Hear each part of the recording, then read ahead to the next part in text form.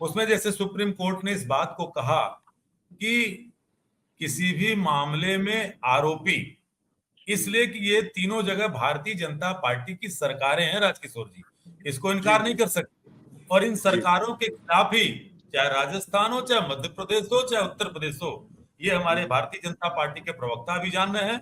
और यहाँ पे एसीपी महोदय बोल रहे थे, इनको भी बोलना चाह रहा हूँ, इन सरकारों के खिलाफ ये लोग गए।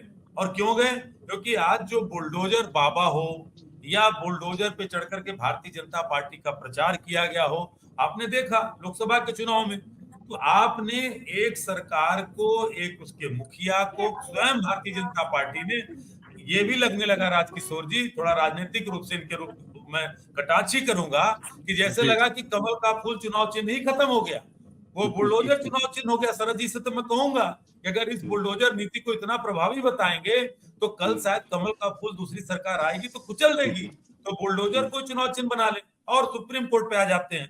सुप्रीम कोर्ट ने ये कहा कि साहब, आरोप लगा हुआ है, अपराध सिद्ध हो जाने पर भी राजकिशोर जी का है कि आप उसका घर गिरा नहीं सकते। जी दूसरी तरफ कहा कि आधी आधी बात करना, देखिए मैं भी जानता हूं, एसीपी महोदय ने कहा कि वो ये सड़क पे मस्जिद हो, गुरुद्वारा हो, मंदिर हो, अरे साहब, जब ये अटल बिहारी वाजपेयी जी की वो चतुष्कोणीय योजना को जो पूरब से पश्चिम तक जोड़ने का डॉक्टर मनमोहन सिंह के सरकार में काम हुआ, तो ऐसे तमाम मंदिर हो, मस्जिद हो, दरगाह हो, सब हटाए गए, तभी आपको वो फोर लेन दिखने की मिलती हैं। तो ये तो एक गाइडलाइन थी। और तीसरी बात मैं कहना चाहता हूं कि उसी में कहा गया कि आरोप तय होने पे एक वर्ग विशेष, सुप्रीम कोर्ट ने इसको भी कहा है, इसको नजरअंदाज मत करिए, कि वर्ग विशेष के खिलाफ जो कार्रवाई ये सरकार, कौन सरकार कर रही है? वही डबल इंजन जो मध्य प्रदेश में, राजस्थान में, उत्तर प्रदेश में। और क्यों ना हो, अभी आजमगढ़ में, अभी 3 दिन पहले की घटना है, आजमगढ़ में राजकिशोर जी, बगैर किसी उसके, आप केवल केवल इससे कि वो समाजवादी पार्टी से जुड़ा हुआ व्यक्ति है, सब छोड़ दीजिए, मैं एक एक बहुत बड़ी घटना, और मैं चाहता हूं कि भारतीय जनता पार्टी और आप सारे पैनल के बैठे लोग जवाब देके जी जाएंगे।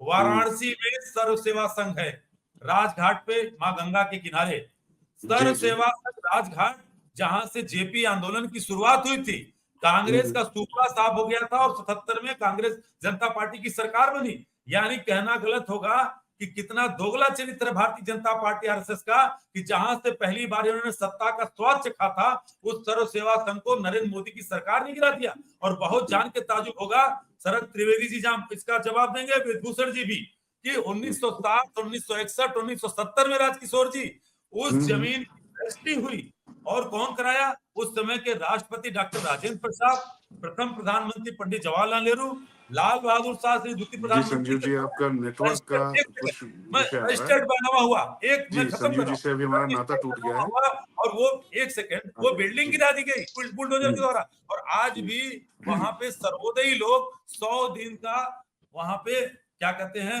सत्याग्रह चला रहे हैं, 19 दिसंबर तक चलेगा। क्या बोलेगी भारतीय जनता पार्टी? आज उसकी सुनवाई तक नहीं होने दी जा रही है, जहां उनके पास लीगल प्रूफ है।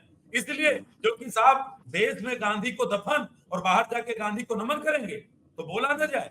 तो ये तो गांधी को नहीं छोड़ रहे हैं, ये तो जयप्रकाश नारायण और विनोबा भावे को नहीं छोड़ रहे हैं, तो फिर आम आदमी को क्या छोड़ेंगे ये?